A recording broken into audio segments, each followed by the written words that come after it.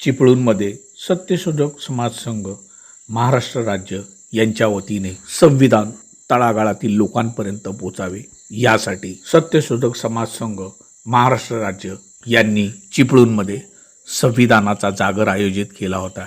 या जागरासाठी आलेल्या सर्व बहुजन समाजाचे लोकनेता यूट्यूब चॅनलमध्ये खूप खूप स्वागत आहे। विश्वरत्न डॉक्टर बाबासाहेब आंबेडकरांनी आम्हा सर्व देशवासियांसाठी एक संघ आम्हाला ठेवणारे, न्याय हक्क देणारे, आम्हा सर्व देशवासियांना बहुजनांना मानासन्मानाने जगण्याचा, बोलण्याचा आणि जातीयवादी मनोवाद्यांपासून आम्हा सर्व गोरगरीब बहुजनांचं रक्षण कवच ठरणारं संविधान दिलं। या संविधानामुळेच आम्ही मुक्त जीवन जगतो। त्याचा थोडासुद्धा अभ्यास आम्हाला नाही। मनुवादी जातीयवादी संविधान नष्ट करून मनुस्मृतीचे राज्य आणण्याचे जोरदार प्रयत्न करीत आहे। अशावेळी बहुजनांचे अस्तित्व टिकले पाहिजे यासाठी आज सत्यशोधक समाज संघ महाराष्ट्र राज्य यांच्या वतीने चिपळूणमध्ये संविधानाचा जागर करण्यात आला। कार्यक्रमाची सुरुवात महापुरुषांच्या फोटोंना पुष्पहार अर्पण करून करण्यात आली। त्यानंतर संविधानाचे अभ्यासक नूरखान पठाण यांनी अतिशय सोप्या भाषेत संविधान समजावून सांगितलं। तसेच सर्वसामान्य जनतेला संविधानामुळे मिळणारे फायदे व संविधानाचे महत्त्व सांगितले। या कार्यक्रमाच्या अध्यक्षस्थानी कोकणचे गाडगे बाबा मारुती जोशी काका होते।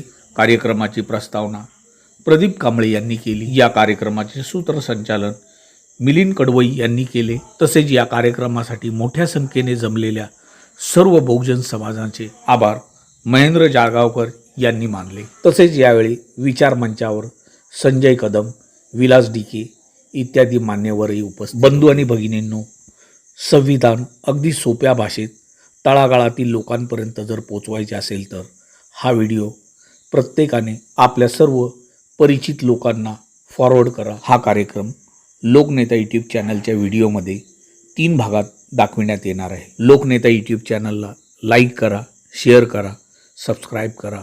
धन्यवाद। जय हिंद, जय संविधान। केले ते क्रांतीसूर्य ज्योतिराव फुले यांच्या प्रतिमेचं पूजन कदम सर यांच्या संजय कदम सर यांच्या हस्ते हे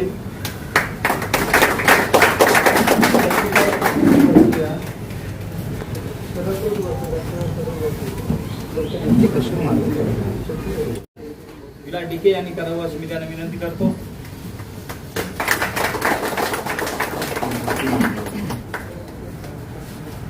संविधान नंतर यांची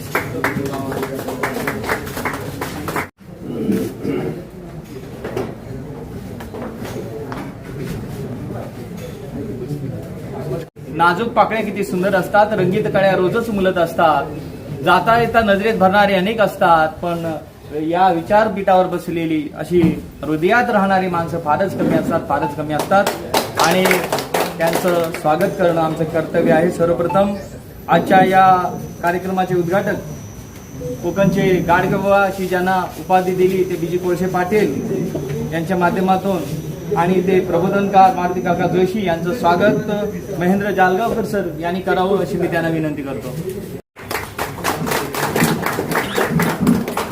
शाल आणि पुस्तक देऊन त्यांना सन्मानित केलं जातंय।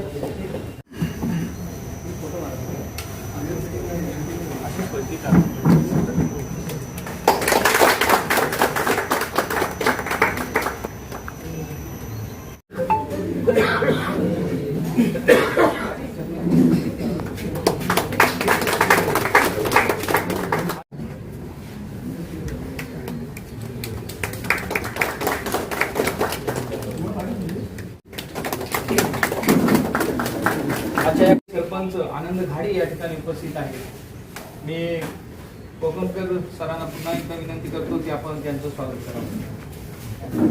आनंद घाडे सर,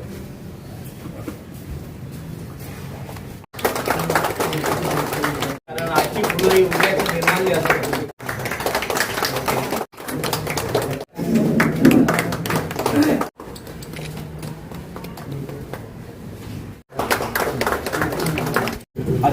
आजचे मार्गदर्शक डॉक्टर गुरखा पठाण यांच्यासोबत गोविंद सर उपस्थित आहेत, त्यांचं देखील स्वागत होईल।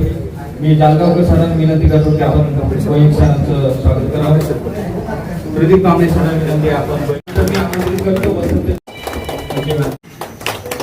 करता अतिशय प्रामाणिकपणे आपलं काम करत असताना जिल्हा परिषद रत्नागिरीचा आदर्श शिक्षक पुरस्कार नुकताच ज्यांना जाहीर झाला ते आमचे विनय घोडे सर, त्याचबरोबर नीती आयोगाचे तब्बल 3 पुरस्कार आणि BN फाउंडेशनचा एक राज्यस्तरीय आदर्श शिक्षक पुरस्कार असे तब्बल 5 पुरस्कार या एका महिन्यात जाहीर करण्यात आले आहेत आणि तरी देखील आपला वेळ आमच्या चळवळीसाठी देत असतात. मी नूरखान पठाण सरांना विनंती करतो की आपल्या शुभस्ते यांचा यथोचित सन्मान व्हावा. स्वार्थ सुखाची आसर असे समाजासाठी देह जिजावा आज एकेरी ध्यानाचे हात काम करणारे आमचे विनय घोडे सर. त्याच पद्धतीने एक साधं सुद्धा व्यक्तिमत्व चेतन नाईक हे देखील आमच्या चळवळीशी जोडले गेलेले आहेत. एक म्हणजे त्यांचा कोणताही जॉब नाही, परंतु जे काही आपलं रोजची कमाई आहे त्यातून वेळ काढून आपल्या समाजासाठी आपण काहीतरी देणं लागतो अशा पद्धतीचं काम करणारे चेतन नाईक यांना नुकताच कैलासवासी नानासाहेब शेटे स्मृती पुरस्कार साखरपा इथे प्राप्त झालेला आहे. हे नूरखान पठाण सरांना पुन्हा एकदा संजय कदम सरांना विनंती करतो की आपल्या शुभ हस्ते आपण चेतन नाईक यांचा यथोचित सन्मान करावा.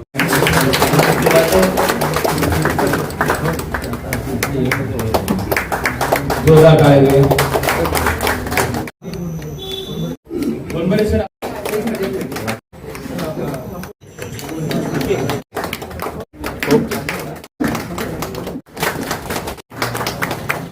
मी म्हणतो आपण पाठी म्हणायचं. आम्ही भारताचे लोक, भारताचे एक सार्वभौम समाजवादी धर्मनिरपेक्ष लोकशाही गणराज्य घडवण्याचा व त्याच्या सर्व नागरिकास सामाजिक आर्थिक व राजनैतिक न्याय विचार अभिव्यक्ती विश्वास श्रद्धा व उपासना यांचे स्वातंत्र्य दर्जाची व संधीची समानता निश्चितपणे प्राप्त करून देण्याचा आणि त्या सर्वांमध्ये व्यक्तीची प्रतिष्ठा व राष्ट्राची एकता आणि एकात्मता यांचे आश्वासन देणारी बंधुता प्रवर्धित करण्याचा संकल्पपूर्वक निर्धार करून आमच्या संविधान सभेत आज दिनांक 26 नोव्हेंबर 1949 रोजी याद्वारे हे संविधान अंगीकृत आणि अधिनियमित करून स्वतः प्रत अर्पण करीत आहोत. जय हिंद. जय श्री. आणि रत्नागिरी जिल्हा सत्यशोधक संघाचे अध्यक्ष प्रदीप कांबळे सर यांना विनंती करतो की आपण कार्यक्रमाचं प्रास्ताविक करावं. सर्वांना जय सत्यशोधक, जय संविधान. आज दिनांक 14 सप्टेंबर 2025 वार रविवार या दिवशी या ठिकाणी आपण चिपळूणमध्ये सत्यशोधक समाज संघ महाराष्ट्र राज्य शाखा रत्नागिरी आणि सत्यशोधक शिवप्रवर्तन समिती रत्नागिरी यांच्या संयुक्त विद्यमाने भारताचं संविधान जनजागृती कार्यशाळा या ठिकाणी आपण आयोजित केलेली आहे. त्या कार्यक्रमाची तयारी जवळजवळ 1 महिना आपण तयारी करत आहोत आणि या कार्यक्रमाला जास्तीत जास्त उपस्थित कशी राहील या दृष्टिकोनातून आपण या ठिकाणी खूप प्रसार दिलेला आहे. आपण सगळे दर्दी लोक या ठिकाणी उपस्थित आहात. हे सगळ्यांचं पुन्हा एकदा टाळ्यांच्या गजरात स्वागत करतो. संविधान हा आपला विषय खूप जिव्हाळ्याचा विषय आणि यासाठी या कार्यक्रमाचे उद्घाटक कोकणचे कार्यक्रम सन्माननीय माधवकाका जोशी, त्याचप्रमाणे त्या ठिकाणी आपल्याला उद्बोधन करण्यासाठी ज्यांचा संविधानाचा गाढा अभ्यास आहे असे नूरखान पठाण सर, जाधव साहेब, त्याचप्रमाणे सत्यशोधक समितीचे अध्यक्ष टिके सर, आपण सर्वजण सुज्ञ ज्ञानी व ज्यांनी समाजसेवेची परिवर्तनाची धुरा खांद्यावर घेतलेली आहे असे सगळे माझे बांधव फुगडे. प्रश्न असा आहे की आपली जी कार्यशाळा आहे त्या कार्यशाळेचं नाव आहे संविधान जनजागृती कार्यशाळा. आता संविधानाविषयी एका दिवसात समजून घेण्यासारखा नाही. कार्यशाळा आपण लावतोय कशासाठी? संविधान समजून घेण्यासाठी. तसं म्हटलं तरी शोकांतिका यासाठी संविधानाचं हे अमृत महोत्सवी वर्ष आहे. म्हणजे संविधानाला 75 वर्ष झाली तरी ते आम्हाला काय करायचं आहे? समजून घ्यायचं आहे. मुळात संविधानानं सगळं दिलंय. ही देण कोणाची आहे? संविधानाची आहे. अंगावर कपडे संविधानाची देण, 5 आकडी पगार संविधानाची देण, माणसात कोणामुळे आलो? संविधानाची देण, आमचा सरपंच कोणामुळे? संविधानाची देण. म्हणजे संविधान जर वजा केलं तर आपण जनावर. जबाबदारी होत्या. संविधान वजा केलं तर आपण जनावर, आणि जनावरातून आपल्याला माणसं आणलं ते संविधान. आणि त्याला समजून घेण्याची 75 वर्ष आम्हाला त्याला समजून गेलं नाही. शोकांतिका समजलेलं नाही आहे, आम्ही समजून घेत नाही आहे की आम्हाला कोणी समजून देत नाही आहे. या प्रश्नाची उकल करण्यासाठी आपण हा कार्यक्रम लावलेला. भले उशीर झालेला आहे परंतु हा विषय आपल्या सर्वांच्या जिव्हाळ्याचा आहे. मग मला असा प्रश्न पडतो, 75 वर्ष झाली संविधानाला, मग 75 वर्षाच्या आधी काय होतं भारतात? प्रश्न आहे ना. 75 वर्ष झाली संविधानाला. 1949 संविधान लागू झालं, 49 ते पूर्ण झालं, बरोबर ना. मग या ठिकाणी हे जे महामानव दिसत आहेत ना, हे संविधानाचे पायीक आहे. हा बेस आहे. खरं आपण म्हणतो 2 वर्ष 11 महिने 11 दिवस 17 दिवस तो बेस आहे. तिकडे 2500 वर्षापूर्वीचा बेस आहे. तथागत गौतम बुद्ध आणि ह्या ठिकाणी सगळी ही मंडळी आहे ना, या मंडळी म्हणजेच तो संविधानाचा बेस आहे. संविधान 2 वर्ष 11 महिने 17 दिवस झालेलं नाही आहे. ती तयारी जी आहे ही जी तयारी आहे ही तयारी इथून आहे. मग ह्या सगळ्यांच्या परिश्रमानं लिखित स्वरूपात ते 26 जानेवारी 26 नोव्हेंबर 1949 ला आलं आणि लागू 26 जानेवारी 1950 झालं. मग प्रश्न असा पडतो की बाबासाहेबांना भारताचं संविधान लिहिण्याची गरज का लागली? संविधान लिहिण्याची गरज का लागली बाबासाहेबांना? बाबासाहेबांनी हे संविधान लिहिलं, मग हे लिहिण्याची गरज का लागली? याच्यापूर्वी काय संविधान होतं का? यापूर्वी देश चालत नव्हता का? तर ह्यापूर्वी देखील देश चालत होता. तो कायदा जो होता तो कायदा होता, हा जो कायदा होता त्या कायद्याचं नाव आहे, सगळे वाचा आधी. कारण कसं माहिती आहे, आम्ही आधुनिक समजून घेतो पण इतिहासात कोण जाणार?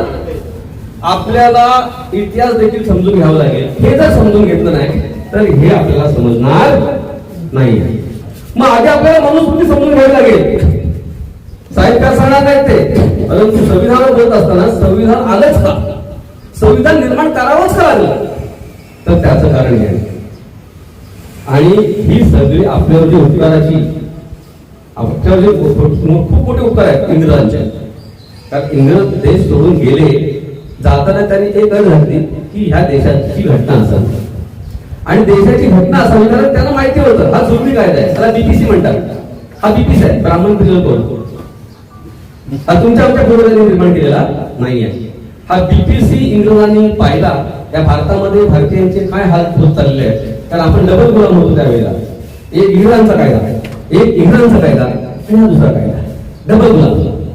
मग ह्या डबल गुलामीची आपली अवस्था इंग्रजांनी पाहिली आणि ते अड घातले जाण्याआधी की भारताचं संविधान तयार करा आणि मग हे संविधान जन्माला आलं. आणि म्हणून मला असं प्रश्न पडतो की आपण सगळे उदासीन का?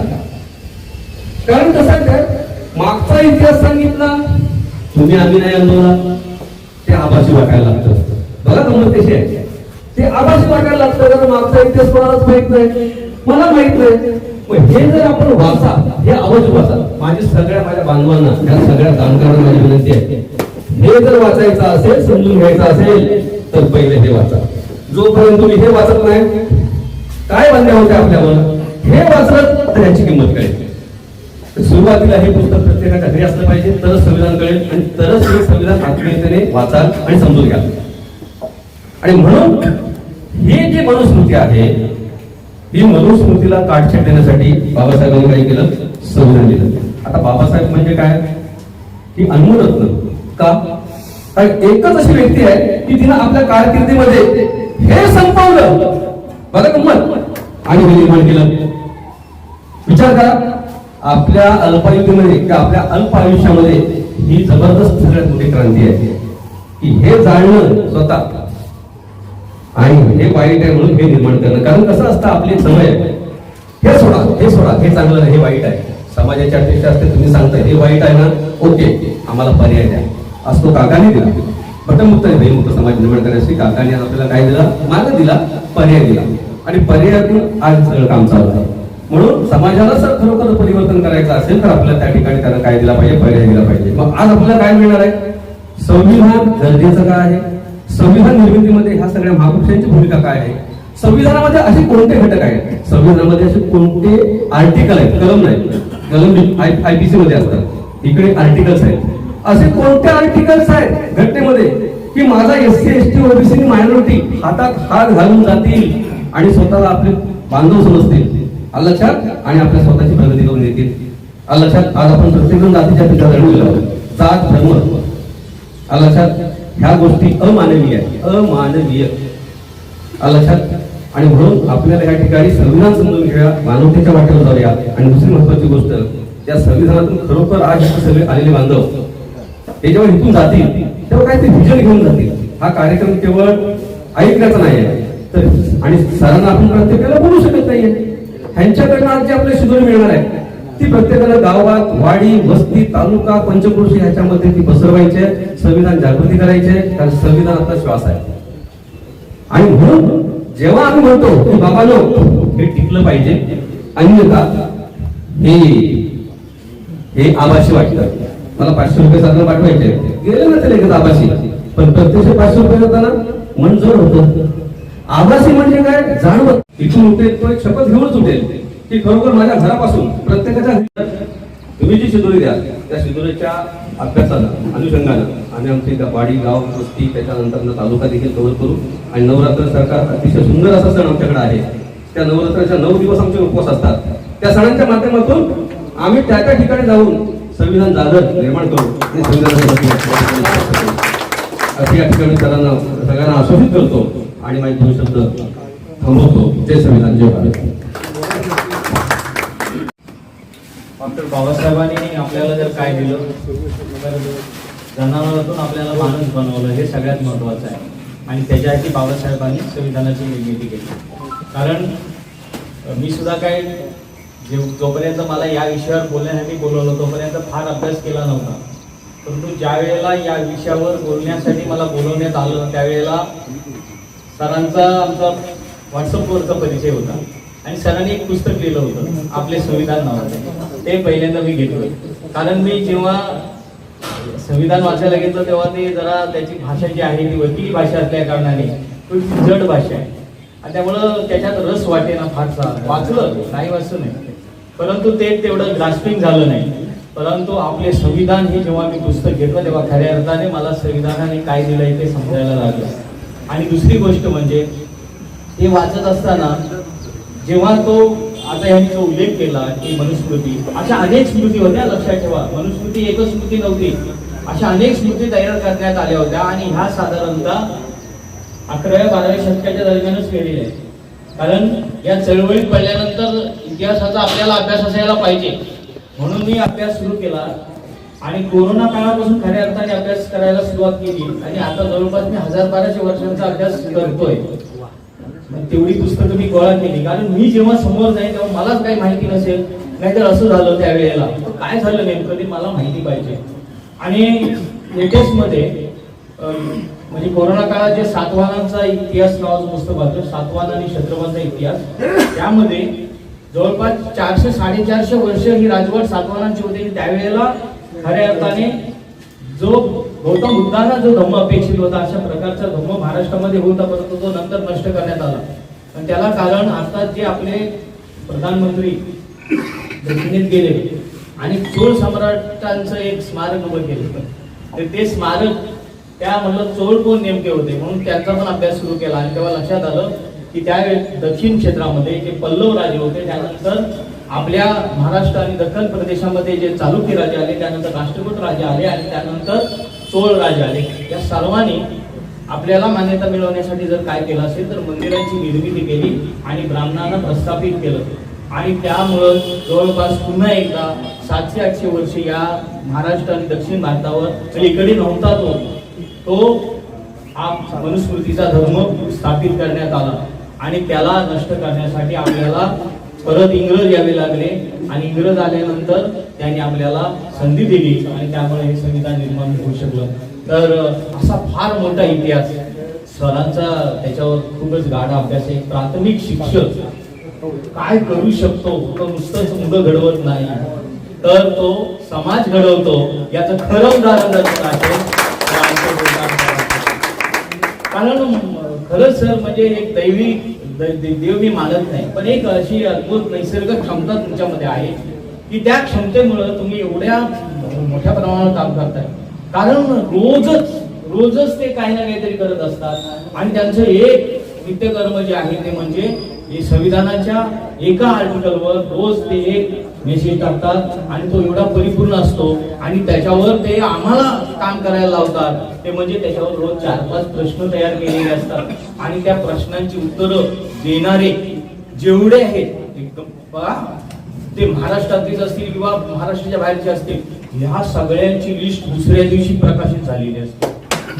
सोपं काम नाही. गुड मॉर्निंग, गुड नाईट, कसा आहे, झोपलास काय, जेवलास काय हे मेसेज पाठवणं सोपं आहे. परंतु ह्या मीडियाचा खऱ्या अर्थाने जर कसा वापर करता येईल तर ते शिकावं तर आपल्या नूतन पठाण सरांकडून. आणि शासनाने एक नवीन उपक्रम आणला हे आमचं नशीबच समजावं, नाहीतर आता काय नवीन येतंय ते आपल्याला माहिती आहे. पण त्यांनी एक उपक्रम आणला मध्यंतरी आणि ते संविधान मंदिर स्थापन केलं कदम सर. आणि त्यावेळेला मला पहिल्यांदा संधी मिळाली. त्यावेळेला मी जरा डिटेल मध्ये वाचलं तेव्हा सरांचं पुस्तक कामी आलं आणि नंतर ते झाल्यानंतर मला 1-2-4 लेक्चर मिळाले.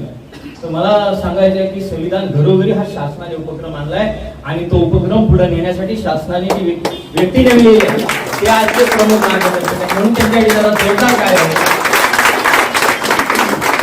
तर आजच्या या कार्यक्रमासाठी नूरखान पठाण सर या ठिकाणी उपस्थित आहेत. मी जास्त वेळ न घेता नूरखान पठाण सरांना विनंती करतो की आपण आम्हाला मार्गदर्शन करा.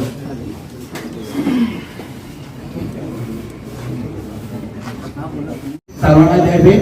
जय भीम. जय भीम. जय भीम. जय भीम. जय भीम. आज मला या ठिकाणी कोकणचे राज्य बाबा म्हणून उद्घाटक नेमलं आणि या साहेबांच्या सर्वांच्या वतीनं ही उद्घाटन झालं असं मी सगळ्यांना जाहीर करतो. या कार्यक्रमाचं ज्यांनी प्रस्ताव केलं ते आमचे मित्र आणि सूत्रसंचलन केलं आणि सत्ययोग समाज संघाचे कोकण प्रभारी आहेत. त्यांचा हेतूची सत्कार पठाण सरांनी करायची विनंती करतो.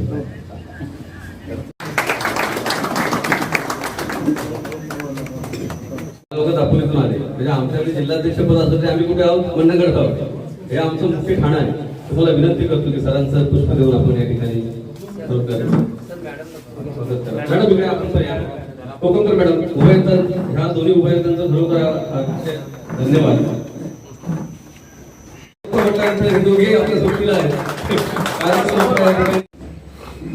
अखंड विश्वाला केवळ शांतीचाच नव्हे तर क्रांतीचा देखील संदेश देणारे महाकारुण्य भगवान गौतम बुद्ध पिढा पिढा टळो आणि बळीचं राज्य येऊ. आजही माझ्या माता भगिनी आपल्या भावाला ओवाळताना म्हणतात असे शेतकरी राजे, बळीराजे, सत्याचा आग्रह धरणारे सत्यशोधक क्रांतीसूर्य महात्मा फुले, क्रांतीज्योती सावित्रीमाई, आरक्षणाचे जनक राजर्षी शाहू महाराज आणि तथागतांपासून अगदी गाडगे बाबांपर्यंत सगळ्या महापुरुषांच्या कार्यांना आणि अपेक्षांना जर एका शब्दात सांगायचं असेल तर तो शब्द म्हणजे विश्वरत्न डॉक्टर बाबासाहेब आंबेडकर. सर्व बहुजनवादी महापुरुष आणि महावीरांगणांना मी नूरखा पठाण प्रथमतः विनम्र अभिवादन करतो. आता टाळी कोणीच वाजवणार नाही.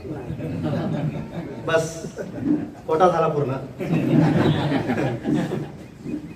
उपस्थित सर्व विचार मंचावरील आणि माझ्या समोरील बंधू भगिनींनो, सर्वच मान्यवर आहे. माफ करा वेळेअभावी आपण समजू शकता, मी कोणाचे नाव घेत नाही, परंतु फक्त आवर्जून एक उल्लेख असा करेल की कोणताही कार्यक्रम म्हटला, साहेबांनी सांगितलं त्याप्रमाणे अगदी बाळाचा वाढदिवस असला तरीही किती धावपळ करावी लागते.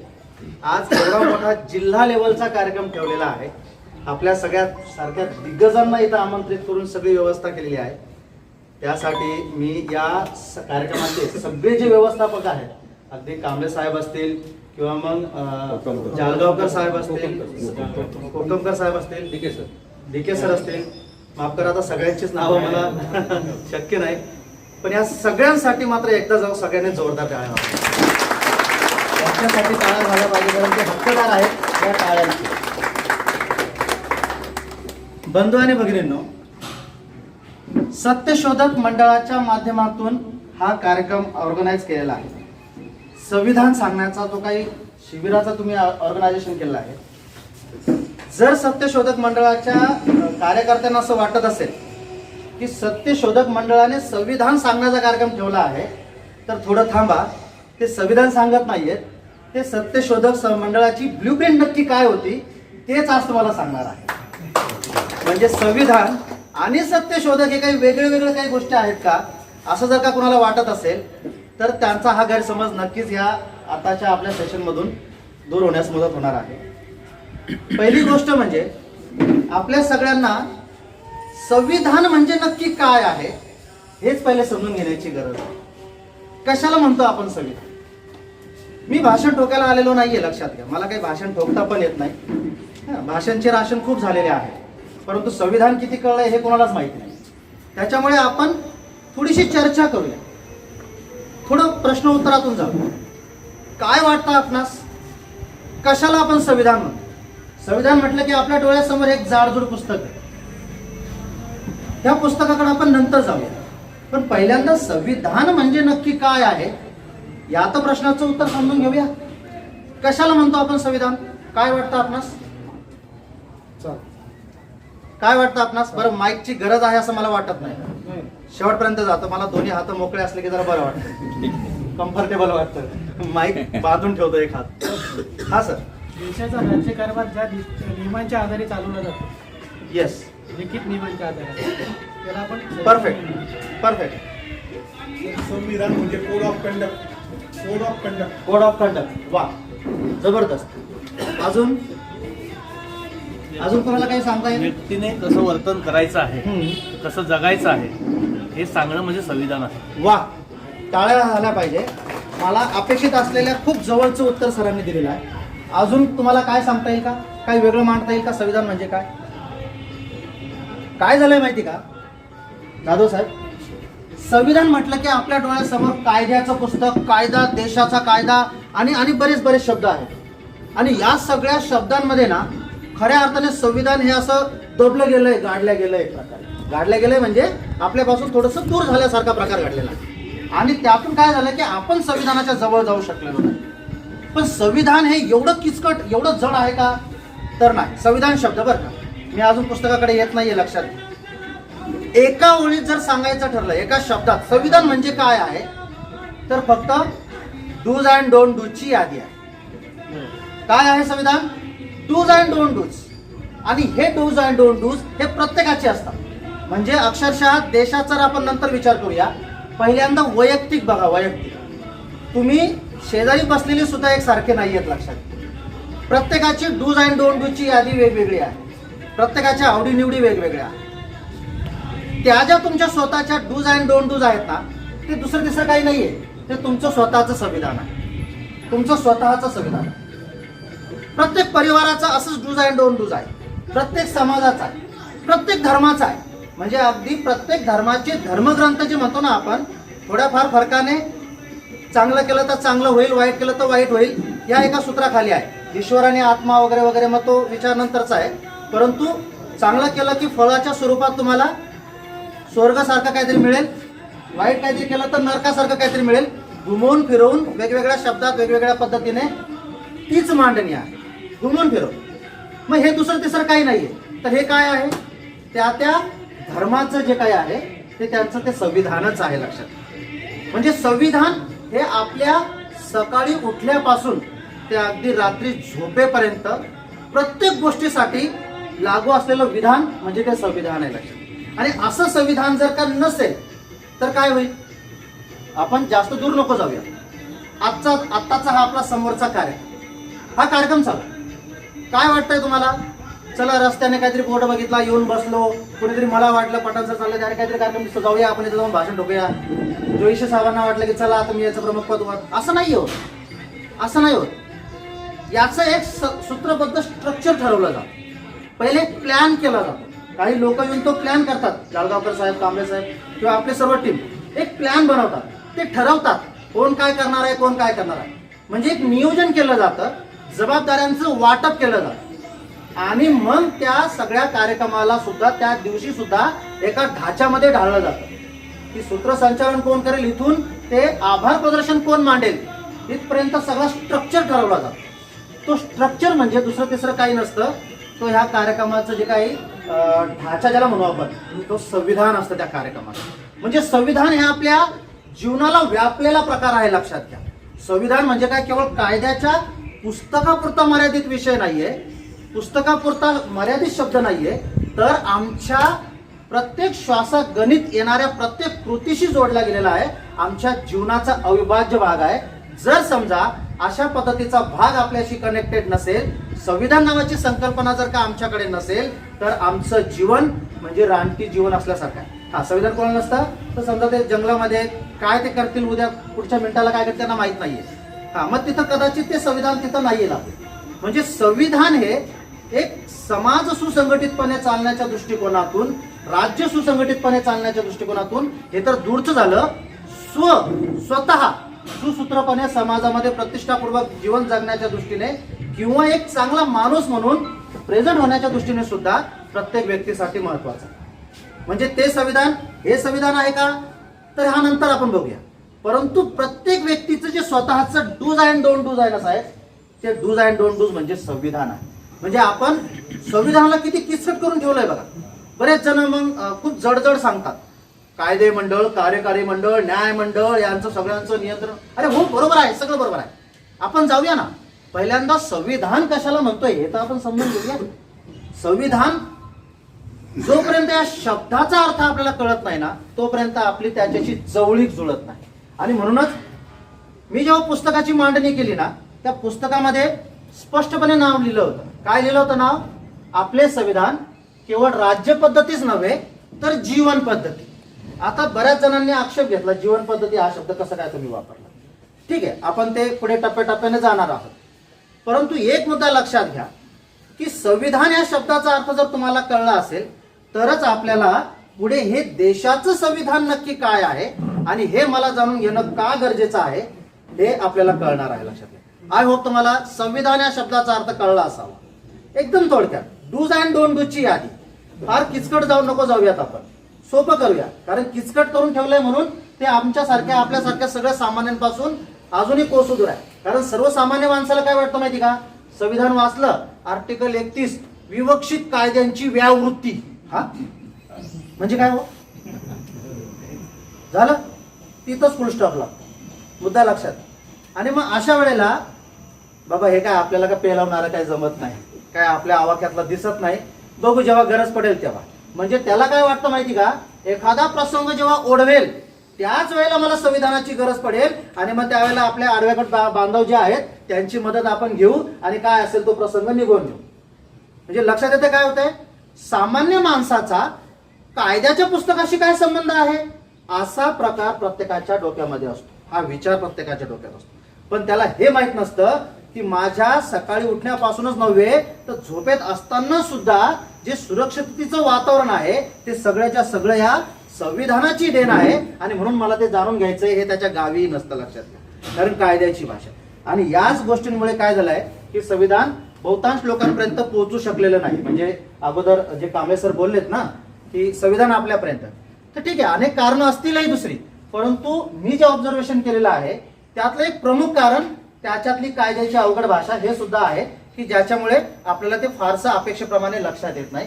केवळ आर्टिकल वाचले म्हणजे संविधान वाचलं असं होत नाही. लक्षात. आता हे संविधान आहे बरोबर आहे, देशाचं संविधान आहे वगैरे.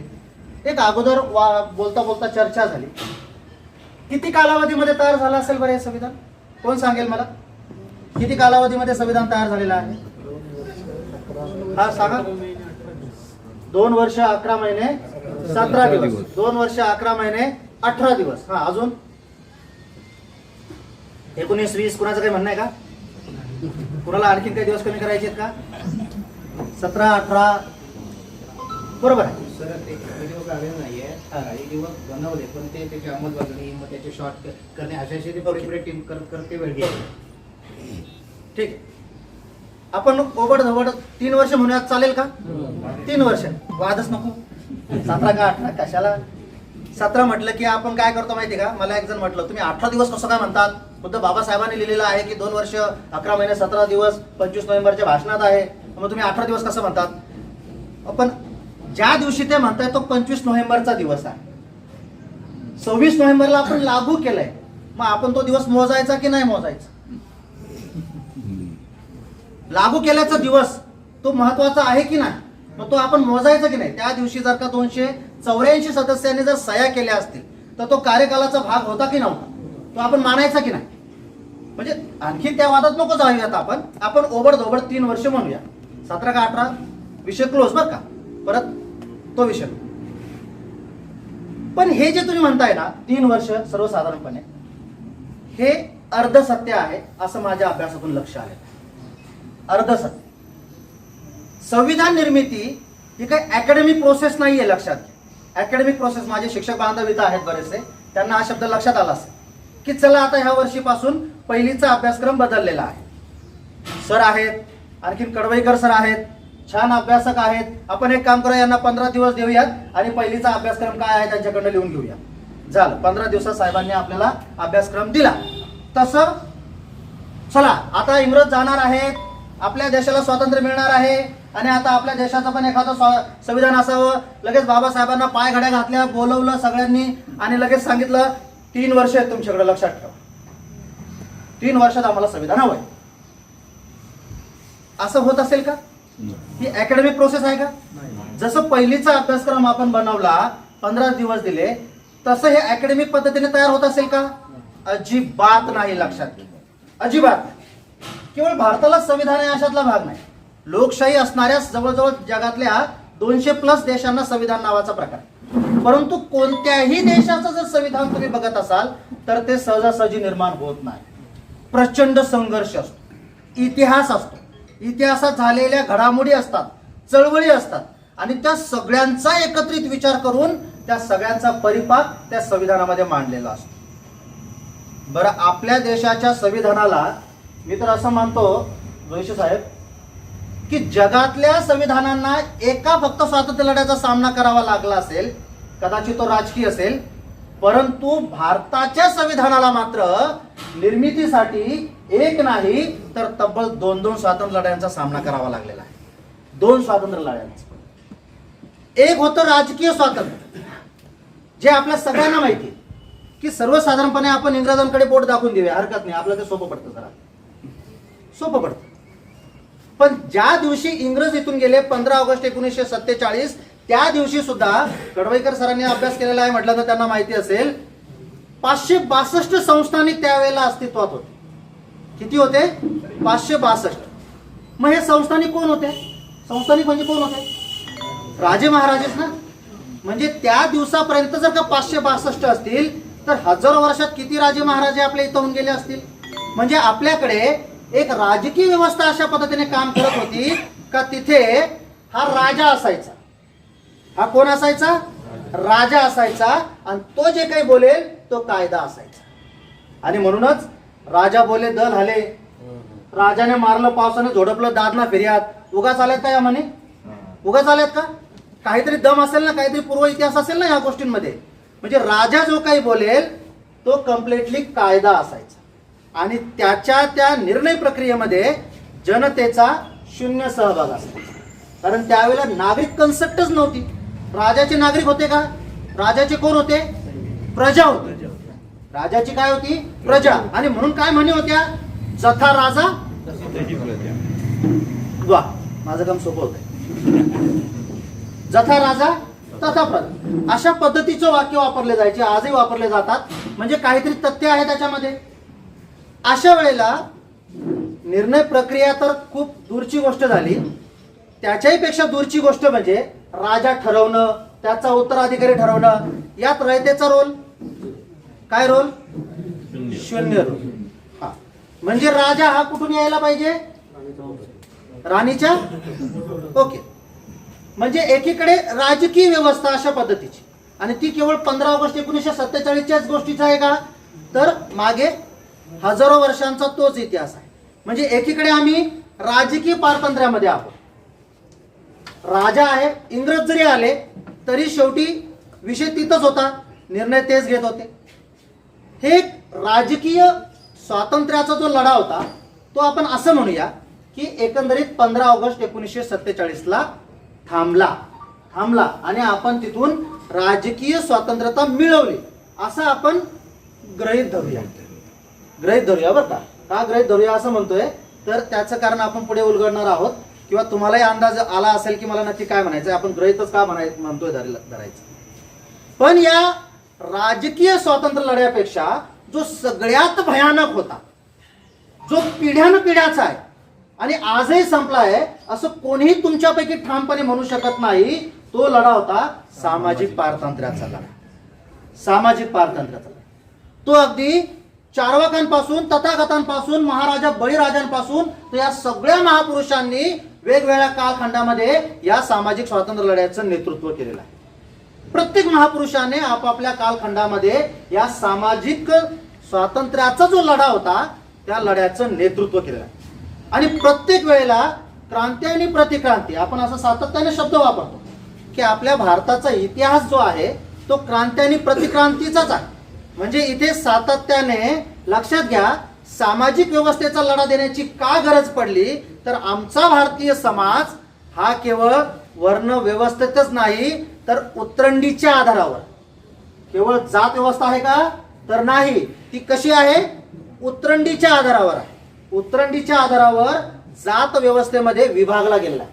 म्हणजे काही जाती या इतक्या उंचीवर आहेत की ज्यांची उंची दाखवण्यासाठी या हाताला नैसर्गिक मर्यादा आहे. इतकी नाही बाबा, ते अगदी आभाळापर्यंत जरी वाढवलं तरी ती उंची मी दाखवू शकणार, इतकी उंची आहे.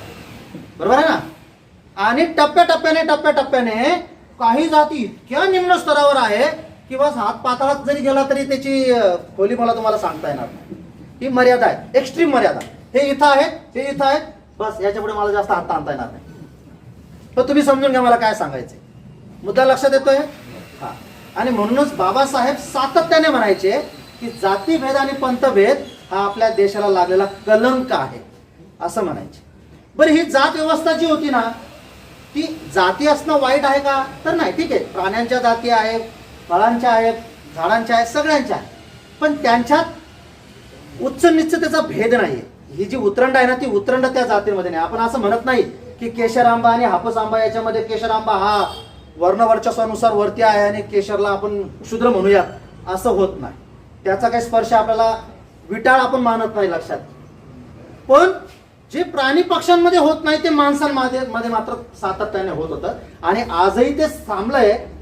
फक्त स्वरूप बदललंय बरं का, स्वरूप बदललंय, मात्र दाहकता मात्र तशीच आहे. लक्षात घ्या, जेव्हा नाव कळतं ना, म्हणजे आपली एक मानसिकता काय माहिती का सर? आता जाधव सर माझ्या सोबत आले, खूप छान बोलतायत, खूप चांगल्या पद्धतीने आमची चर्चा चालली आहे. लगेच माझी क्युरियोसिटी जागी होते, कुणापैकी असेल, कुणापैकी असेल. मग मी काय करतो, नाव विचारण्याचा प्रयत्न करतो. अंदाज आला तर ठीक, नाही तर माझा पुढचा प्रश्न ठरलेला आहे. काय सरनेम काय? आणि मग सरनेम वरनं जर का लक्षात आलं तर वेल अँड गुड, नाही तर माझी तोपर्यंत प्रश्नांची सरबत्ती थांबत नाही जोपर्यंत मला अपेक्षित असलेलं उत्तर भेटत नाही. आणि एकदा का जर मला कळलं अरे आपल्यापैकी आहे, मग जमलं, काय आनंद. एवढा ज्ञानीपुरुष आपल्यापैकी आहे. आणि जर का कळलं त्यांच्यापैकी आहे, झालं. इतक्या वेळची चर्चा. बरं ठीक, येऊ का साहेब?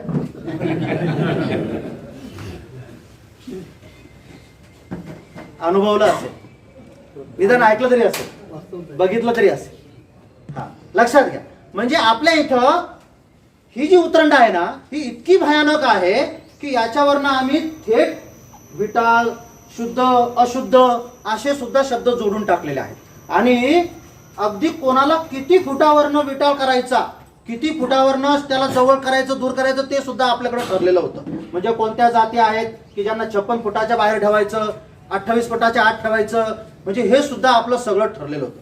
म्हणजे ही जी उतरंड आहे या उतरंडीवरती सातत्याने या सगळ्या महापुरुषांनी आघात करण्याचा प्रयत्न केला, समाजामध्ये समता प्रस्थापित करण्याचा प्रयत्न केला.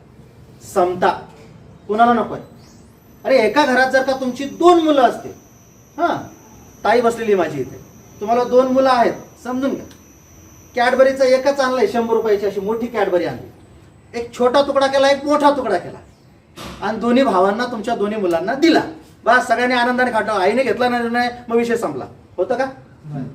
होतं का? करून बघा आज घरी जाऊन. काय होतं? संघर्ष आहे की नाही? ठीक आहे, त्याचं स्वरूप काही असू देत, संघर्ष अटळ आहे. म्हणजे 2 सख्या भावांना सुद्धा असमानता कधी मान्य नसते जी त्यांच्या आई बापाने केलेली असते, ती सुद्धा मान्य नसते. मग समाजातला हा जो घटक आहे, हे सगळे घटक म्हणजे याच्यात 80-85% हा विषयच नाहीये. 80-85% हा विषयच नाही. प्रत्येक स्वतंत्र आहे, प्रत्येक स्वतंत्र घटक आहे. म्हणजे बाबासाहेब तर म्हणायचे प्रत्येक जात एक स्वतंत्र राष्ट्र आहे. प्रत्येक जात एक स्वतंत्र राष्ट्र आहे. म्हणजे आपल्या भारतामध्ये 6500 राष्ट्र आहेत. 6500 हे अधिकृत म्हणजे जे रेकॉर्ड आहेत ऑन रेकॉर्ड. बरं त्यातही आणखीन ज्या सब आहेत, सब कास्ट माहिती ना, सगळ्यांमध्ये सब कास्ट आहेत. असं नाही की एकदा का समजा आपला माळी समाज घेतला की विषय संपला, असं नाही. त्यांच्यामध्ये सुद्धा फुलमाळी, हातमाळी, जिरेमाळी प्रकार पडतातच ना. आणि हे कधी लक्षात येतं? जेव्हा कोणाला बोहल्यावर बसवायचं असतं, है ना, तिथपर्यंत कोणाला गरज पडत नाही या गोष्टीची. पण बोल्याचा विषय आला की आपल्याला ह्या पोट जाती सुद्धा चेकआउट करायचे असतात. म्हणजे एक उदाहरण दिलं फक्त तुम्हाला मी, तर ह्या ऑन रेकॉर्ड नसलेल्या सुद्धा अनेक आहेत. अशा वेळेला ही प्रत्येक जात ही एकमेकांना कोणाला तरी कोणाच्या पुढे, कोणाला तरी कोणाच्या मागे समजत जाते. आणि लक्षात घ्या, म्हणूनच ती जी म्हण आहे ना की जी कधीच जात नाही, जी कधीच जात नाही ती जात. आणि ती का जात नाही माहिती का साहेब? त्याच्या मागचं एक कारण मला सापडलेलं आहे. बघा, तुम्हाला पटलं तर घेणं तर सोडून द्या. ती का जात नाही तर माझ्या वरती किती आहेत मला काही घेणं देणं नाहीये. माझ्या वरती किती आहेत या लेवलमध्ये मला त्याच्याशी काही घेणं देणं नाहीये.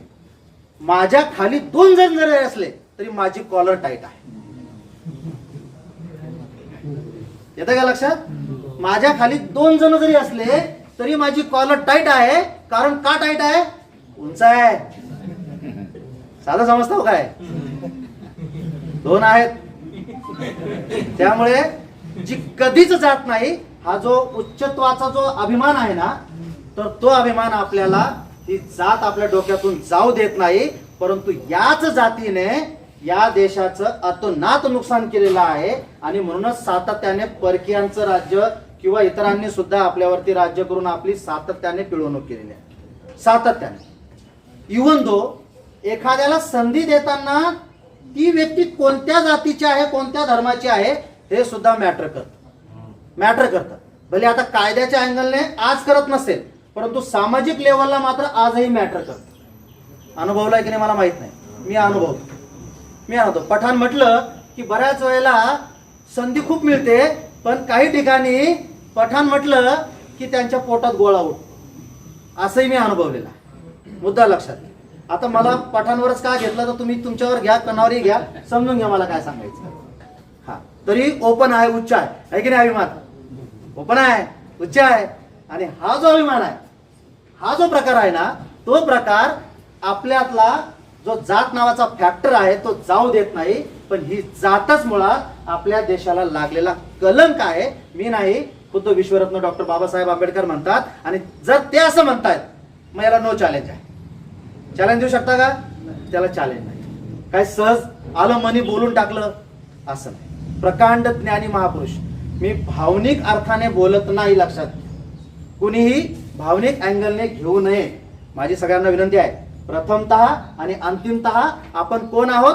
भारतीय आहोत या नजरेतून सगळ्यांनी फक्त ऐकायचंय मलाही, आणि तुम्ही तसाच रिस्पॉन्स द्यायचा आहे. लक्षात मुद्दा असा आहे की ही जी काही व्यवस्था होती, या व्यवस्थेचे चटके सातत्याने आपण सहन करत होतो. आपल्या सगळ्या महापुरुषांनी या व्यवस्थेविरुद्ध वेगवेगळ्या कालखंडामध्ये सातत्याने संघर्ष केला, आणि त्या संघर्षाचा एकत्रित परिपाक या संविधानाच्या माध्यमातून उमटला आहे. लक्षात, त्या सगळ्या संघर्षाचा म्हणजे तुम्ही जर का बघितलं तर अगदी तथागतांनी, मी माझ्या मार्गदर्शनाची सुरुवात करतानाच काय सांगितलं, मी बऱ्याच वेळेला ऐकतो बरं का साहेब, केवळ म्हणजे शांतीचा संदेश देणारे महाकारुणिक, शांती, फक्त शांती, फक्त शांत राहा असं सांगितलं असतं तर आज ही क्रांती घडली असती का?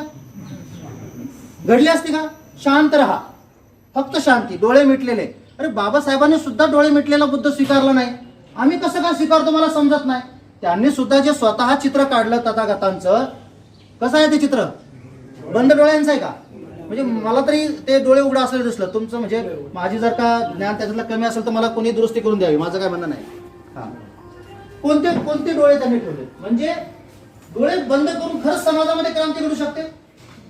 लक्षात घ्या, बऱ्याच वेळेला असं म्हटलं जातं की स्वातंत्र्य, समता, बंधुता, न्याय, फ्रेंच राज्य क्रांती वगैरे इकडे हे संबंध जोडले जातात. माझे शिक्षक बांधव आहेत, त्यांना हे मुद्दा लक्षात आला असता.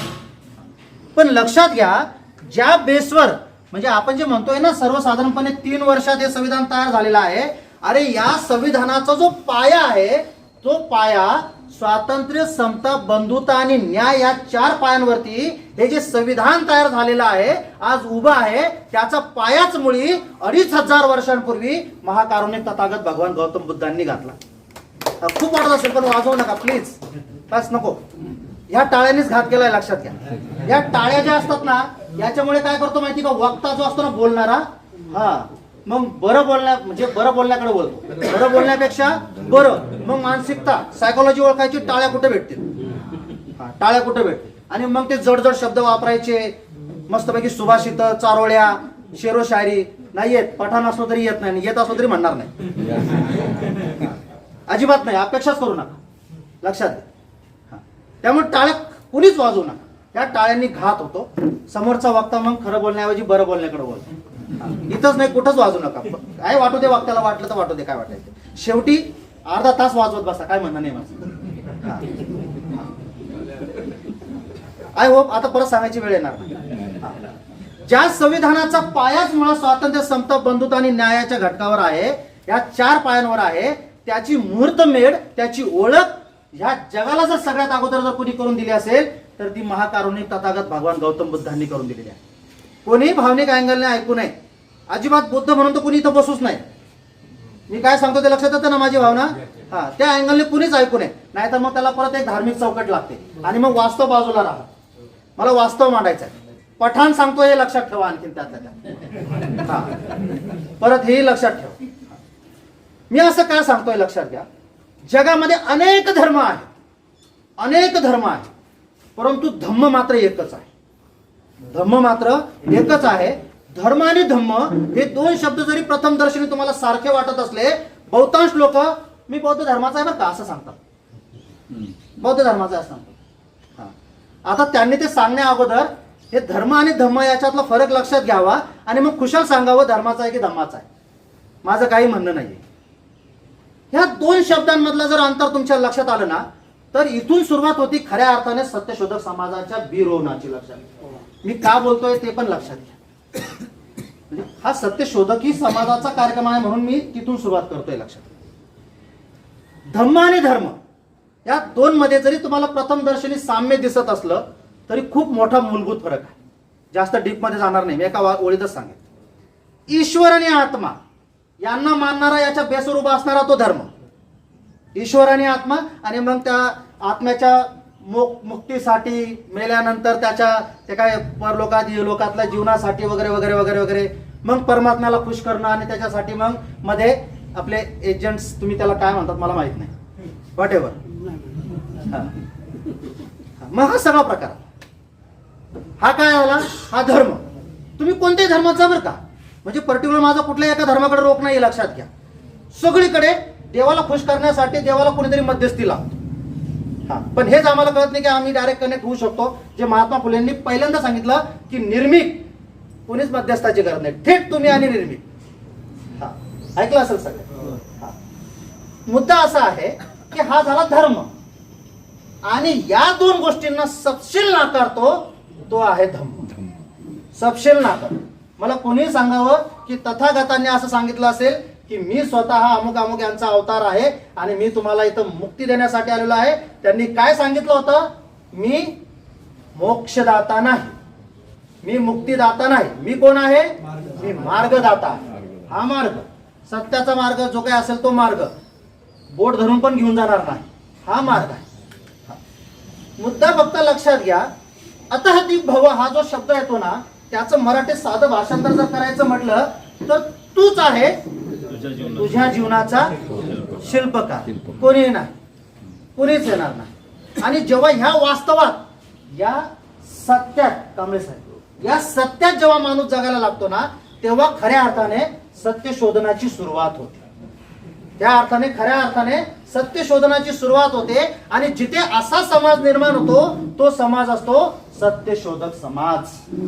तो समाज असतो सत्यशोधक समाज. भले त्याने ते लेबल लावलेलं नसलं तरी चालेल, त्याला भले महात्मा फुले माहित नसले तरी चालेल, त्याला 1872 मध्ये स्थापन झालेल्या सत्यशोधक समाजाची संकल्पना माहित नसली तरी चालेल, पण जो बुद्धीने वागतो, बुद्धिवादी आहे, बौद्ध बुद्धिवादी जो आहे तो आहे खऱ्या अर्थाने सत्यशोधक.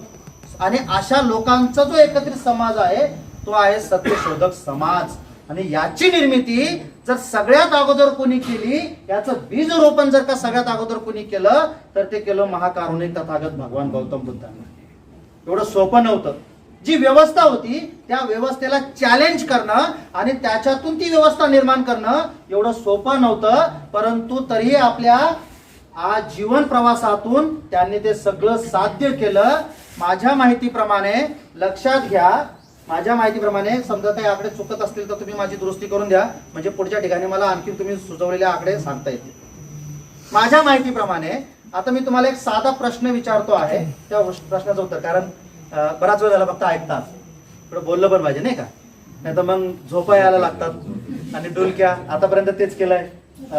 संविधान आहे ना, जाऊया की एक छान झोप होते. तसे काही त्यापेक्षा तिथं जाऊन शांत बोलणारा बोलत असतो, झोपेतच राहाल. आणि मग कोण कधी कसं येऊन डोक्यावर बसेल हे कळणार नाही. हा कधी आला, हरकत. माझा प्रश्न काय लक्षात, सगळ्यांना माहिती आहे की तथागतांचं महापरिनिर्वाण जेव्हा झालं त्यावेळेला त्यांच्या जे काही त्यांचा संघ होता त्या संघामध्ये, माझ्या माहितीप्रमाणे, काही चुकत असेल तर तुम्ही सांगा, 500 भिक्खू भिक्खुनी होतात असं मी ऐकलेलं आहे. 500 है ना, काही आकडा कमी जास्त असेल तर मला सांगा. परंतु या 500 भिक्खू भिक्खुनींच्या जोरावरती, त्यांनी केलेल्या कार्यावरती तथागतांच्या महापरिनिर्वाणानंतर सुद्धा तब्बल 500 वर्ष त्यांनी केलेली क्रांती जशीच्या तशी राहिली. किंबहुना त्याला राजाश्रय सुद्धा मिळाला. मग ते भले कारण काही असू देत, सम्राट अशोक असतील, सम्राट हर्षवर्धन असतील, त्याला राजाश्रय सुद्धा मिळाला. ती क्रांती दडपवण्यासाठी विषमतावाद्यांनी नाना प्रकारे प्रयत्न करून बघितले, नाही शक्य झालं. शेवटी अवतार घोषित करावा लागला, तरी शक्य नाही झालं. शेवटी शिरच्छेद करण्यावरती सुवर्ण मोहरा बक्षीस देण्याची सुद्धा योजना आणली गेली. ऐकलं असेल ना, एक शिरच्छेदाना, एक डोकाना, एक सुवर्ण मोहरा घेऊन जा. इथपर्यंत प्रयत्न करावे लागले. तेव्हा कुठं भारतामधून ह्या धम्माला कुठेतरी संपवण्यासाठी म्हणजे त्यांना यश आलं. परंतु तोपर्यंत खूप उशीर झालेला होता. का उशीर झालेला होता? तोपर्यंत जरी भारतात काही गोष्टी संपण्यात आलेल्या होत्या तरी तो मात्र जगभर पसरलेला होता. जगभर म्हणजे मी तुम्हाला अगदी उघडपणे सांगेल की जगातले बरं का, जगातले जेवढेही वैचारिक लोक आहेत, तत्ववेत्ते ज्यांची नावं आपण घेतो, तुम्ही कोणाचंही नाव घ्या, हे सगळे तत्ववेत्ते अंतिमतः तथागतांच्या विचारांकडे वळल्याशिवाय राहत नाही. हा माझा वाचनाचा, अभ्यासाचा आतापर्यंतचा अनुभव आहे. तुमचा काय असेल, कदाचित वेगळा असेल.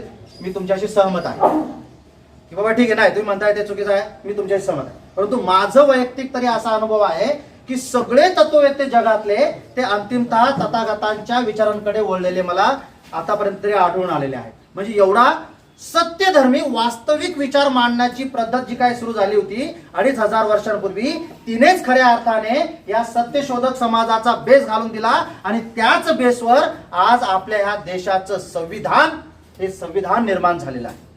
त्याच बेसवर त्याच्या पुढे आपण जर बघितलं असेल तर सातत्याने क्रांती आणि प्रतिक्रांती घडत गेली, परंतु त्या तथागतांच्या विचारांना पुन्हा एकदा जोरकश पद्धतीने जर का भारतामध्ये रोवण्याचं काम जर कोणी केलं असेल तर इथल्या संत परंपरेने केलं.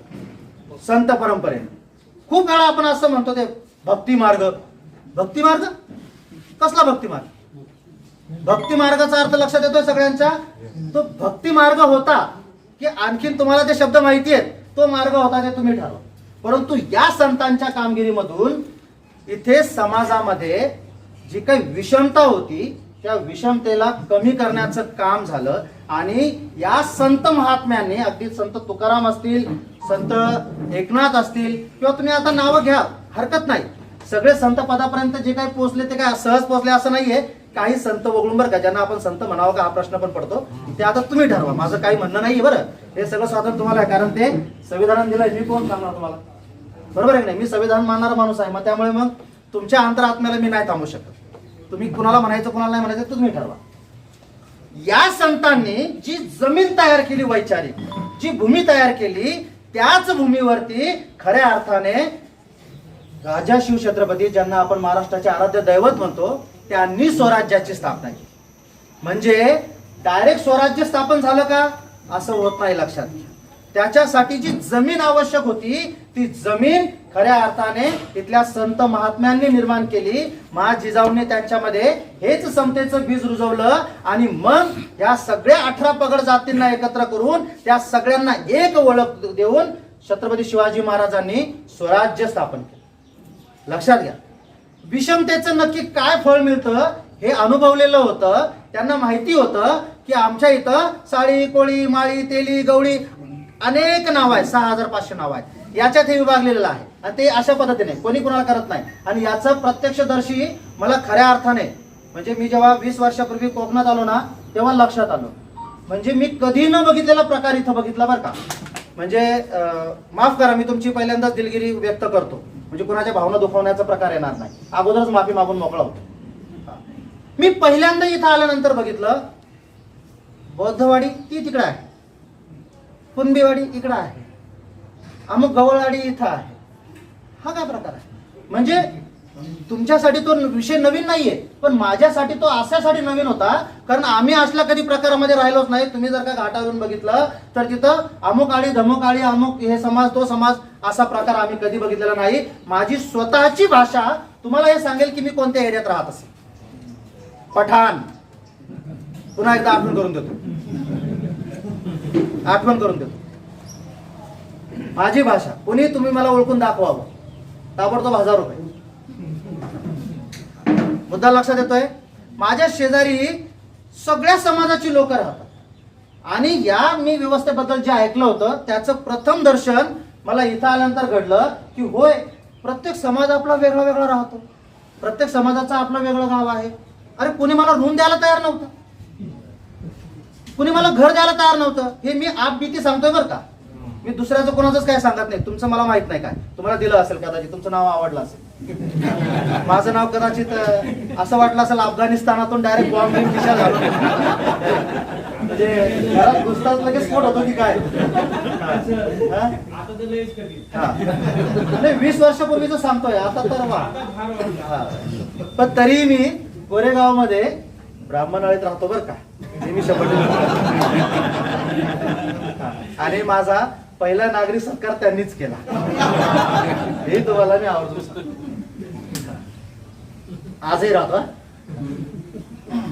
कधी येऊ शकतात, बेगम बाकी नाही. मुद्दा असा आहे की नाव ऐकल्यानंतर सुद्धा आपल्या इथं असा प्रकार घडतो, हे मी पहिल्यांदा अनुभवलं. आणि मग लक्षात आलं की भारतीय ही समाज व्यवस्थेची दाहकता नक्की काय आहे. जर 2007 मध्ये मला ह्या पद्धतीच्या अवस्थेचं फळ भोगावं लागत असेल किंवा त्याला सामना करताना एवढे कष्ट म्हणजे घ्यावे लागत असतील, तर मग आठवण होते ह्या महापुरुषांनी काय केलं असेल, खास करून विश्वरत्न डॉक्टर बाबासाहेब आंबेडकरांनी काय केलं असेल? अरे कुठे आहे हे? म्हणजे मी पठाण ओपन तरी माझ्यासोबत हा प्रकार घडतोय. उघड उघड होतं तथाकथित त्यावेळेच्या त्या महासमाजामध्ये जन्माला आलेलं व्यक्तिमत्व. गाडीवानाला कळलं की हे महाराज पोर आहे, तिथंच उतरून टाकलं. शाहू महाराजांच्या इथं क्लास 1 अधिकारी म्हणून गेलेले शिपाई सुद्धा फाईल फेकून देतोय. आता क्लास 1 अधिकारी अरे इथं साधं तृतीय क्लासचं जरी माणूस झालं तरी साहेब साहेब करतो आपण त्यांना. क्लास 1ची तर दुसरं गोष्ट दूरची आहे. पण केवळ जातीच्या बेसवरती ज्या व्यक्तीसोबत क्लास 1 असताना सुद्धा त्यांच्या ज्ञानाची तोड करणारा त्या काळात कोणीही नसताना सुद्धा एक साधा शिपाई सुद्धा केवळ जर का फाईल फेकून देत असेल त्यांच्यावरती तर केवळ कशाच्या बेसवर, कशाच्या माझावर म्हणूया आपण, हरकत नाही. कशावर म्हणजे आता बाबासाहेबांचा विषय आला म्हणून माझावर बोलतो बरं का, हरकत नाही. कोणाला ऑब्जेक्शन आलं तरी मी ते निपटून घेतो, काय हरकत नाही. हा बाबासाहेब आहेत पाठीशी, काय केंद्र नाही. हा बाबांचा बाप आहे. बघूया कशाच्या माझावरती फाईल फेकून देतो, कशाच्या? फक्त जात, आणि ती जात नाही फक्त जात श्रेष्ठत्व. म्हणजे मी जे सांगतोय ना जाती असणं वाईट नाहीये, परंतु जातीमध्ये जे उच्च निश्चिताचा जो भाग आहे ना त्या भागांवर आधारित जो काही प्रकार घडतो, जे उच्च निश्चिता आणि जी काही संधीची जी समानता डावलली जाते त्याला कारणीभूत असलेली जी जात आहे ना ती अशी ह्या देशाला लागलेला कलंक असते. आणि हीच व्यवस्था इथे आपल्या इथे आजही लागू आहे. आणि म्हणून मी म्हटलं की सामाजिक पारतंत्र्याचा लढा आजही संपलेला आहे असं कोणी तुमच्यापैकी ठामपणे म्हणू शकत नाही. आजही केवळ घोड्यावर बसलं म्हणून त्या नवरदेवाची हत्या झाल्याच्या बातम्या तुम्ही आजही ऐकता. किंबहुना अनेक वेळेला एकदम छोट्या छोट्या क्षुल्लक गोष्टी असतात, पण तुम्ही ह्या कशा काय केल्या केवळ ह्या कारणास्तव मरण यातना दिल्यासारख्या शिक्षा दिल्या जातात. आजही तुम्ही ह्या बातम्या ऐकल्या असतील. आणि मग अशा वेळेला लक्षात घ्या या सामाजिक आणि राजकीय, आता आपण येत आहोत आपल्या या संविधानाकडे. कडवईकर सर जसं बोलले ना की इतिहास आणि वस्तुस्थिती माहीत असल्याशिवाय प्रेझेंट आपल्याला कळत नाही. आणि मग आता जर का आम्हाला या प्रेझेंटच्या संविधानाकडे यायचं असेल, याची व्याख्या बघायची असेल तर मग आता आपल्याला त्याच्याकडे जाता येईल. आता आपण राजकीय, राजा, कायदा वगैरे हे सगळं ऐकलं, सामाजिक हे सगळं समजून घेतलं. आय होप तुम्हाला हे दोन्ही स्वातंत्र्य लढे लक्षात आले असावे. मी फार डिटेलमध्ये गेलेलो नाहीये, लक्षात घ्या. परंतु जे गरजेचं होतं या मुद्द्यापर्यंत येण्यासाठी तेवढीच मांडणी तुमच्या समोर केलेली आहे. पण हे 2 स्वातंत्र्य लढे होते आणि या 2 स्वातंत्र्य लढ्यांमधून या संविधानाची निर्मिती जर झाली असेल तर मग या संविधानाची व्याख्या करताना मी असं सांगतो, बघा ही माझी वैयक्तिक व्याख्या आहे, तुम्हाला पटली तर ज्ञानात सोडून द्या, माझं काय आग्रह नाही. सामाजिक, आपल्या सामाजिक आणि राजकीय या दोन्ही स्वातंत्र्य लढ्यामध्ये नेतृत्व करणाऱ्या आमच्या सर्व बहुजनवादी महापुरुषांनी आम्हा सर्व भारतीयांना सोबत घेऊन केवळ सोबतच नव्हे तर डोळ्यासमोर ठेवून उद्याच्या आदर्श भारताचं बघितलेलं स्वप्न म्हणजे दुसरं तिसरं काय नाही तर हे संविधान आहे. आदर्श भारताचं बघितलेलं स्वप्न म्हणजे हे संविधान आहे. आणि या स्वप्नामध्ये अधिक गहिरे रंग भरण्याचं काम, अधिक गडद रंग भरण्याचं काम, या स्वप्नाला अधिक व्यापक करण्याचं काम जर कोणी केलं असेल तर ते काम केलंय अर्थातच भारतीय राज्यघटनेचे शिल्पकार विश्वरत्न डॉक्टर बाबासाहेब आंबेडकरांनी. असं का म्हटलं जातं लक्षात, संविधान सभा होती, वस्तुस्थिती पण आपल्याला माहिती पाहिजे, लक्षात घ्या. बाबासाहेबांनी एकट्याने संविधान निर्माण केलं आहे का हा पण प्रश्न मला अनेक वेळेला विचारला गेला आहे, लक्षात घ्या. संविधान सभा होती, फाळणी होण्या अगोदर 399 सदस्य होते, माहिती असेल तुम्हाला सगळ्यांना, 389. त्याच्यानंतर फाळणीनंतर 289 राहिले. वेगवेगळ्या 22 कमिट्या होत्या. मी फार डिटेलिंग मध्ये जात नाही, फक्त तोंड ओळख सांगतोय. 29 ऑगस्ट 1947 ला एक घटना समिती सुद्धा तयार करण्यात आली होती आणि तिच्या 30 ऑगस्ट 1947 ला जी मीटिंग झाली त्या पहिल्याच मीटिंग मध्ये बाबासाहेबांना त्या घटना समितीचा अध्यक्ष म्हणून निवडण्यात आलं. का बाबासाहेबच का, अन्य का नाही? अनेक लोक होती, खूप मोठी मोठी तज्ञ लोक होती, मग बाबासाहेबच का? तर याचं कारण काय ते लक्षात घ्या. आणि मग भारतीय राज्यघटनेचे शिल्पकार बाबासाहेबच का, भावनिक नाही, लक्षात ठेवा. प्रॅक्टिकली बोलतोय, पुन्हा एकदा आठवण करून देतोय, पठाण बोलतोय. मी वारंवार का आठवण करून देतो तुम्ही लक्षात घ्या माझं बोलण्याचं मत. बाबासाहेबांचा, कारण स्वातंत्र्याकडे बघण्याचा जो काही दृष्टिकोन होता ना प्रत्येकाचा, तो प्रत्येकाचा वेगवेगळा होता. प्रत्येकाचा. राजकीय लोकांना भलेही असं वाटत असेल की इंग्रज गेल्यानंतर त्यांच्या रिकाम्या झालेल्या खुर्च्या आता आम्हाला मिळणार आहे, पण जसा राजकीय लोकांचा दृष्टिकोन होता काय तोच आमच्या सगळ्यांचा होता. आमच्या शेतकरी बांधवांचा तोच असेल, आमच्या महिला वर्गाचा तोच असेल, आमच्या कामगारांचा तोच असेल, आमच्या जे काही विद्यार्थी वर्ग असेल, बेरोजगार असेल, समाजातले जे वंचित घटक असतील, या सगळ्यांचा दृष्टिकोन फक्त खुर्ची होता. फक्त खुर्ची होता? अजिबात नाही. एक मुद्दा लक्षात घ्या, विश्वरत्न डॉक्टर बाबासाहेब आंबेडकर सातत्याने त्यावेळच्या राष्ट्रीय सभेला, म्हणजे जी स्वातंत्र्याची मुख्य चळवळ होती, त्यांना सातत्याने कांबळे साहेब 2 प्रश्न विचारत होते, टोकदार प्रश्न विचारत होते, आणि त्यामध्ये नेहमी संघर्ष होत होता. काय होते ते प्रश्न? हे स्वातंत्र्य नक्की कुणाचं आणि कुणापासून? काय प्रश्न होता? हे स्वातंत्र्य नक्की कुणाचं आणि कुणापासून? जर का समजा केवळ इंग्रज इथून गेल्यानंतर सत्तेचं फक्त हस्तांतरण होणार असेल, गोरे जाऊन काळे बसणार असतील, आणि इथली जर का सरंजामशाही, इथली पुरोहितशाही ही जर का ती व्यवस्था तशीच इथं राहणार असेल, तर मग या स्वातंत्र्यातून आमच्या पदरी काय पडले?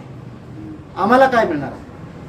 आम्ही तर तशी गुलामांची गुलाम आहोत. आता थोड्या वेळापूर्वी बोललात, आम्ही कोण आहोत? गुलामाची गुलाम आहोत. म्हणजे गुलामी ही कायम आमच्या 5वीला पुजलेली आहे, तो शिक्का तर कायम आहे. मग या स्वातंत्र्यातून आमचं नक्की काय? आम्हाला काय? आम्ही काय? मग ते सांगायचे नाही तुमचं नेतृत्व. तुमचं नेतृत्व कोण? तुमचं नेतृत्व तुम्ही करणार आमचं नेतृत्व. म्हणजे अर्थार्थी घेऊ नका बरं, स्वतःशी जोडू नका. मला जे सांगायचं ते रूपकात्मक सांगायचं की जर शेळ्या बकऱ्यांचं नेतृत्व जर का लांडगे करणार असतील, तर मग त्या शेळ्या बकऱ्यांचं तर कल्याणच आहे ना? कल्याण कल्याणच आहे ना. हा, मग रोज एक जर का शेळी बकरी जर का कमी होणार असेल, तर त्याला काय नाही बाबा, तुमच्या प्रोटेक्शनसाठी मी आहे, मग मला तर जगावं तर लागणारच आहे, आणि माझं जगणंच तुमच्यावर आहे. बरोबर आहे ना? मग अशा वेळेला बाबासाहेब असं म्हणायचे की जर शेळ्या मेंढ्यांचं नेतृत्व जर का समजा लांडगे करणार असतील, तर ते तर कल्याणच करून टाकतील. मग आमचं आलं, त्यांना कळणार आहे का आमच्या व्यथा काय आहे ते तर आम्हाला त्यांचं खाद्य, रोज आज यांचा नंबर, उद्या त्यांचा नंबर, हाच प्रकार घडणार आहे. मग या स्वातंत्र्यातून आम्हाला काय मिळणार आहे? हा त्यांचा प्रश्न होता. कारण लक्षात ठेवा, एक गोष्ट खूप महत्वाची आहे, मला अनेक वेळेला विचारलं जातं, स्वातंत्र्य योद्ध्यांच्या यादीत तुम्ही जर का नाव विचारलं तर पहिलं बाबासाहेबांचं नाव का सांगता? का सांगता? म्हणजे अरे जर का तुम्हाला भारतातला सगळ्यात मोठा स्वातंत्र्य सैनिकाचं नाव विचारलं तर छाती ठोकपणे सांगा विश्वरत्न डॉक्टर बाबासाहेब आंबेडकर. मग ते मला सांगतात एकही दिवस जेलमध्ये गेले नाही, कधी इंग्रजांशी लढताना दिसले नाही, कधी लाठी खाटी हल्ली नाही, सुटापुटात राहिले, आणि मग कसं काय तुम्ही म्हणताय की तेच तेच तेच पुन्हा एकदा सांगतो की तेच होते. का तेच होते? कारण त्यांना हे माहिती होतं की ह्या इंग्रजांशी कसं लढायचं.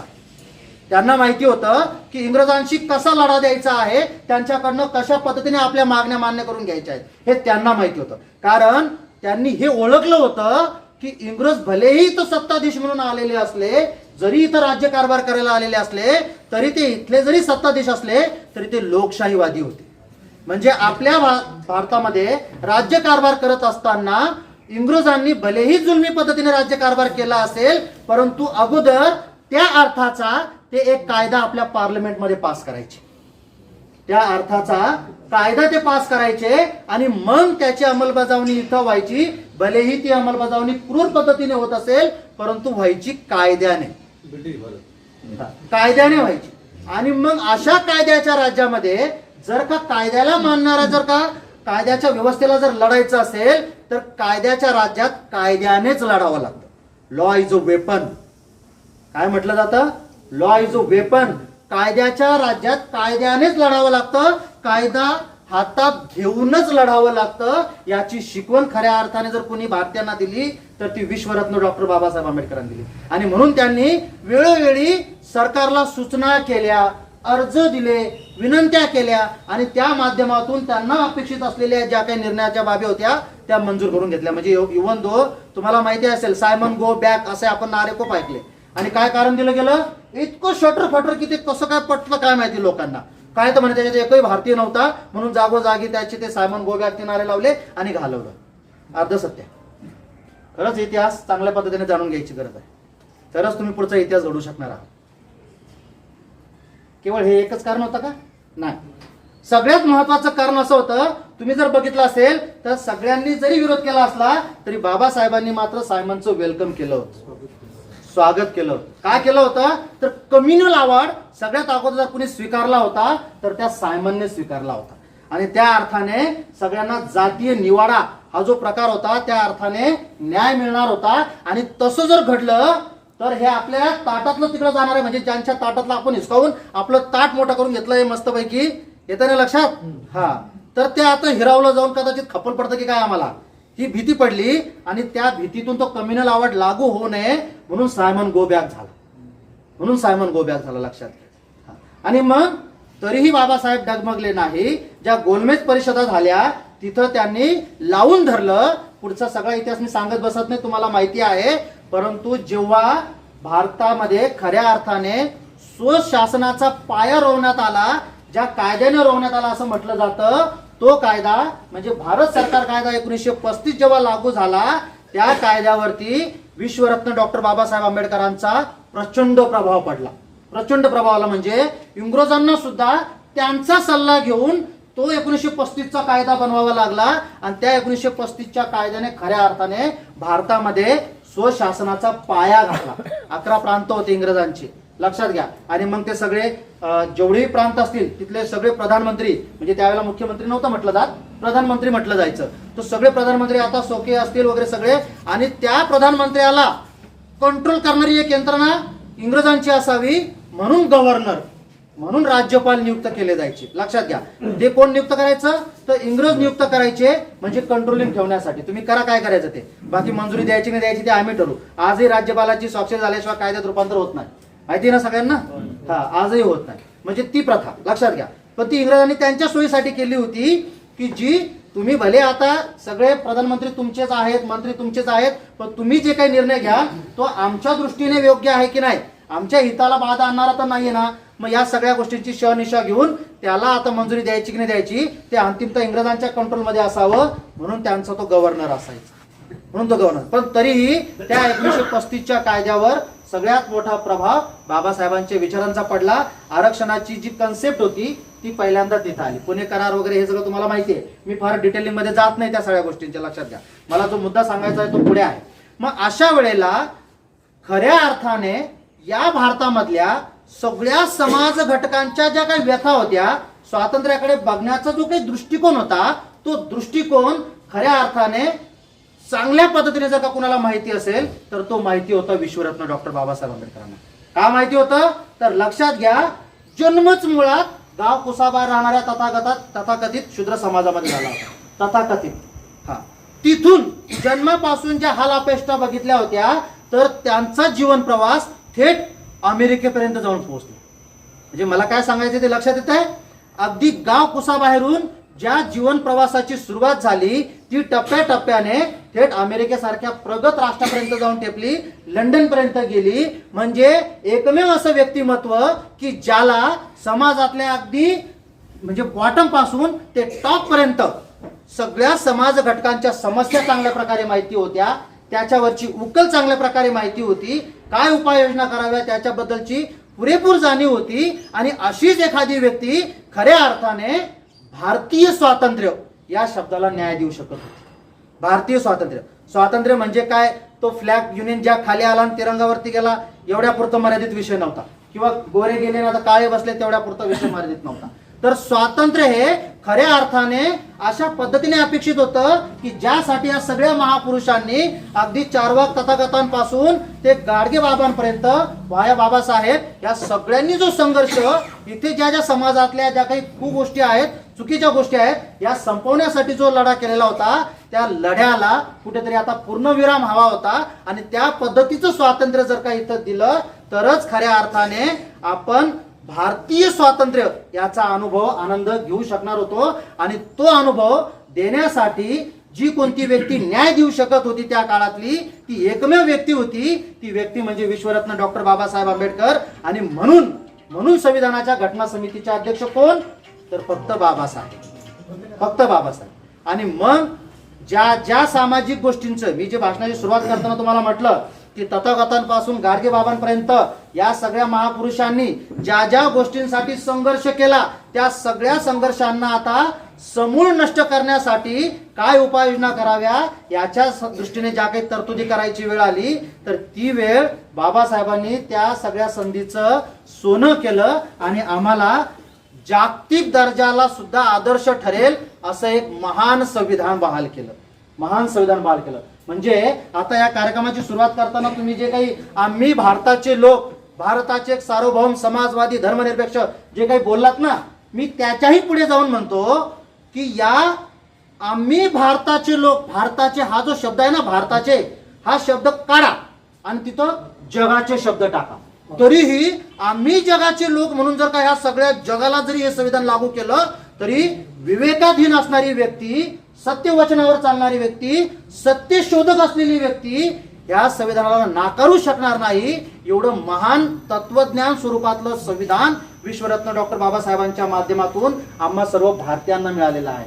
म्हणजे हे आमचं आता भाग्य, नरक, स्वर्ग हे माना नका मानू सोडून द्या, पण रूपकात्मक बोलतोय.